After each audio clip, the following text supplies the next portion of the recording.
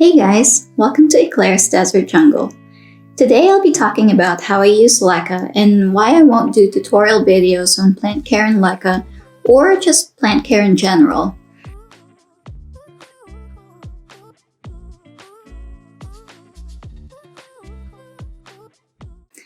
First of all, I still consider myself new to this, so I'm not an expert by any means. And I'm still constantly learning, and every so often I do change up the way that I do things. Also, everyone's different. People live in different environments with different temperatures, humidity, different seasons, and there are many different growing medias that people use. Water in different parts of the world are different as well. There's hard water, rainwater. You can use filtered water or distilled water.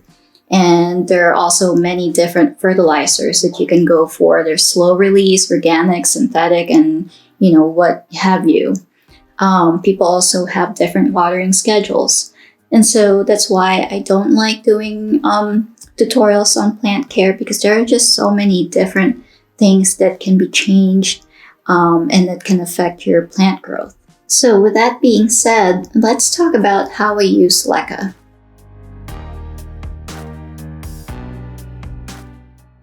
I use LECA primarily as a growing medium in place of soil, and I do have a video out on why I chose to use LECA instead of soil or any other medium. So if you're interested, I'm going to put that up in the cards.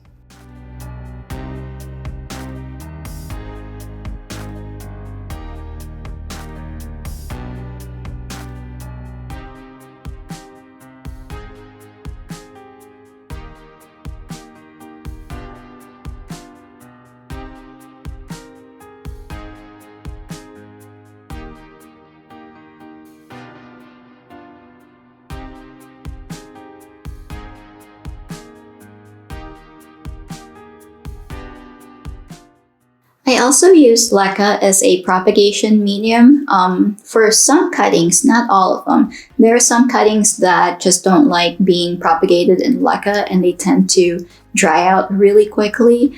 And for me, this is more of a trial and error. It just depends on how the plant is doing. And if I put the cutting in LECA and I notice that it's starting to go downhill, then I take it out really quickly and propagate it in water instead. I have found that Hoyas do root really quickly in LECA though. One thing that I do very differently from a lot of LECA users is that I don't do a pH check. I've never checked my water pH. And when I first started researching LECA, I saw some people who do this every time they mix their fertilizer with waterings. And it seemed like so much work to me. And as a lazy plant parent, I decided to skip it. But later on, I found that there are other LECA users who skip this step as well. Caitlin from Plant Life in the Tropics, and I will link her channel down below, explained in one of her videos that checking for pH in hydroponics is geared more towards growing marijuana and veggies, more so than houseplants, as those require more specific and accurate needs. Houseplants tend to be a bit more easygoing and acclimate to your environment easier. Another step I skip or just don't do consistently is flushing. You may or may not have heard of a flush day, but it's basically when you take your plants and run water through the LECA to flush out the salt buildup. Some people do this on a regular basis, and it goes hand in hand with checking the pH because the salt buildup can potentially change the pH level of the water or potentially affect the roots and nutrients that the plant can absorb. It's all very complicated, so I won't go into detail about it. However, for me, I don't do flushes on a schedule. If I notice that a plant has an excessive buildup of salt crystals on the top layer of LECA, then I do flush that plant. So I just really pay attention to how the LECA looks. I've also noticed that since using filtered water, I've had less buildup, or rather a slower buildup on my LECA. And lastly, there are nutrients. First off, I don't have any specific nutrients that I swear by. In the 2.5 years I've kept plants, I've tried 3 different kinds of liquid fertilizers. The first was Newt, which was pretty popular back in 2018, somewhere around there. And it was pretty good in my opinion and promoted a lot of growth. However, it was a little pricey. And then I started using just Super Thrive by itself, but I realized that it doesn't have enough nutrients in it to keep my plants happy for an extended amount of time. Currently, I'm using VF11 and Super Thrive together. VF11 was actually recommended to me by someone I knew on my old plant Instagram, and she said that her mother-in-law worked at a botanical garden for years and years and used this to fertilize their plants, and that she swears by this stuff. It seems decent enough, and I do see some plant growth. And I'm also diluting it to just half strength since most of my plants are on the smaller side. However, once I'm done with VF11, I do want to try either Dynagrow Foliage Pro or Liquid Dirt. Secondly, it's difficult for me to say exactly when I use nutrients.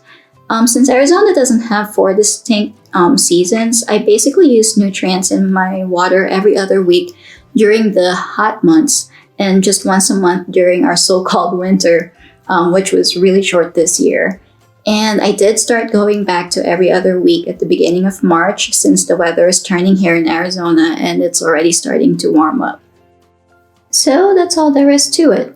That's how we use LECA, and for me it's very simple and my plants don't mind it.